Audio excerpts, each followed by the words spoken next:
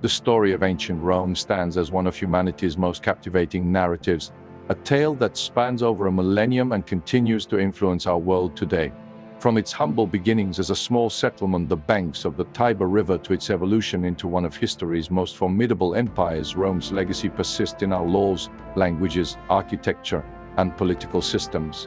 The traditional founding date of Rome, 753 BCE, is wrapped in mythology. According to legend, twin brothers Romulus and Remus, supposedly descendants of the Trojan hero Aeneas, were abandoned as infants and miraculously nursed by a she-wolf.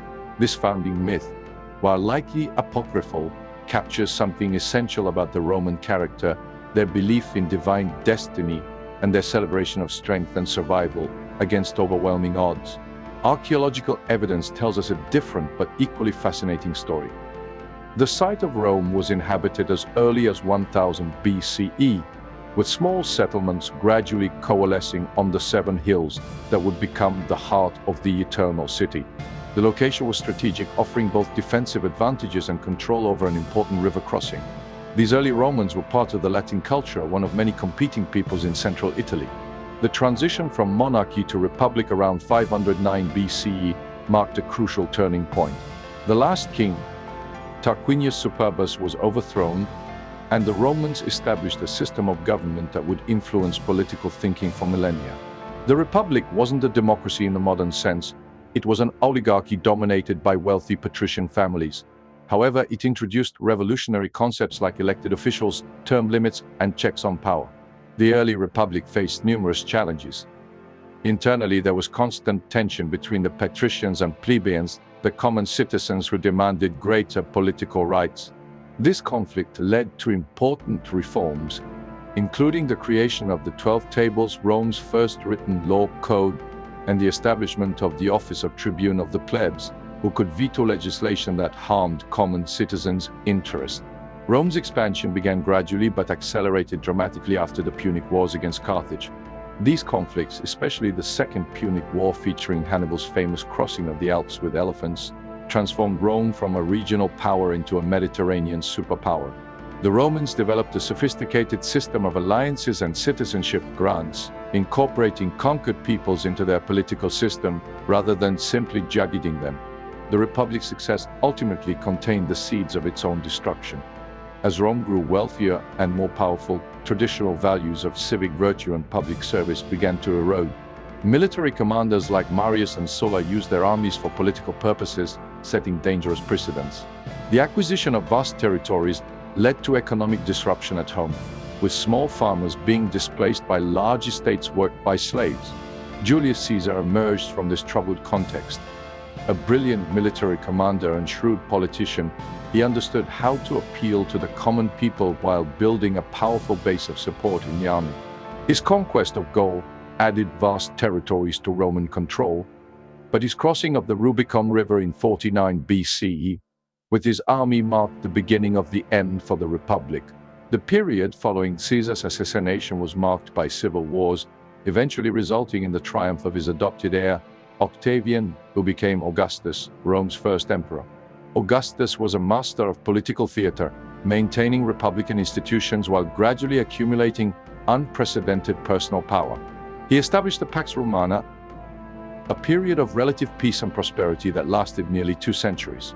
The Roman Empire reached its greatest territorial extent under Trajan in the early 2nd century CE, stretching from Britain to Egypt, from Spain to the Euphrates River. This vast empire was administered through a sophisticated bureaucracy and connected by an extensive network of roads and shipping routes. Roman engineering achievements were remarkable.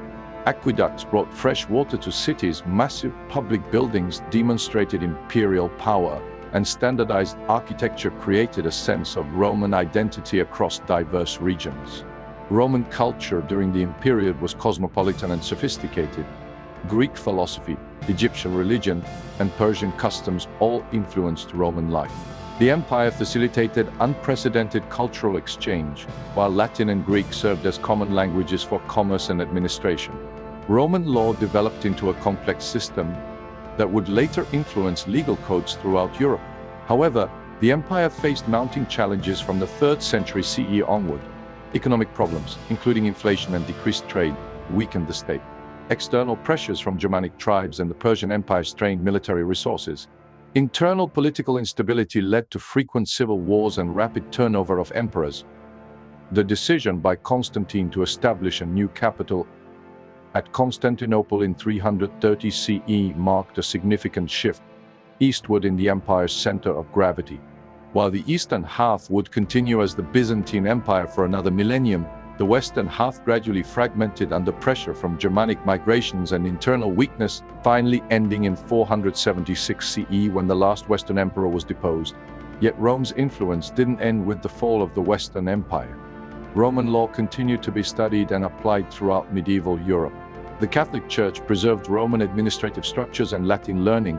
Renaissance humanists looked to Roman literature and art for inspiration.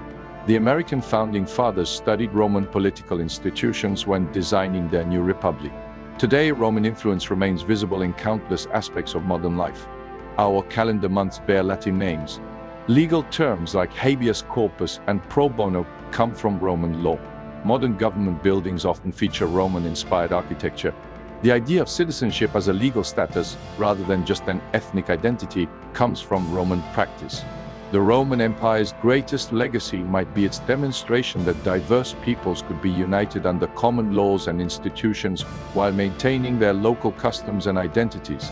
This model of cultural unity with local diversity continues to influence political thinking about how to organize multi-ethnic states and international organization.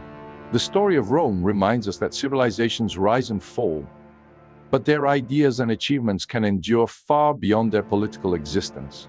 From its mythical founding by wolf-nursed twins to its current status as a cornerstone of Western civilization, Rome's journey offers valuable lessons about power, governance, and the complex relationship between unity and diversity in human societies. As we face our own challenges of political organization, cultural integration, and technological change, Rome's experience continues to provide insights and warnings. The Romans weren't simply ancient people who built impressive monuments. They were human beings grappling with many of the same fundamental questions about power, justice, and social organization that we face today. Thank you for watching. If you enjoyed this video and found it informative, don't forget to like, share, and subscribe for more historical content. Follow us on our social media for updates and exclusive content. Your support helps us bring history to life. See you in the next video.